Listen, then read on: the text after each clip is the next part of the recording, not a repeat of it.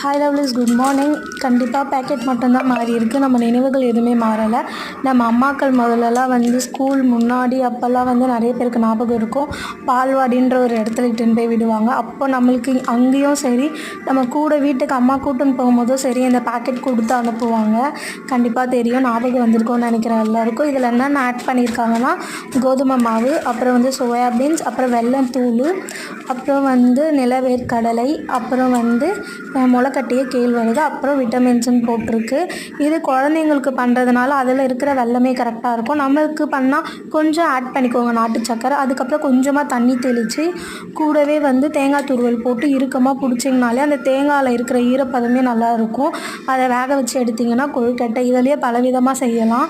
அப்புறம் நம்ம இந்த மிக்சிங் வேக வைக்காமலே அந்த மிக்சிங் மட்டுமே சாப்பிட்டு எத்தனை பேர் இருக்கீங்கன்ட்டு கண்டிப்பாக கமெண்ட் பண்ணுங்கள். வெறும் மாவியா அள்ளி சாப்பிட்டு உங்களுக்கும் அந்த மெமரிஸ் இருக்கான்னு கமெண்ட்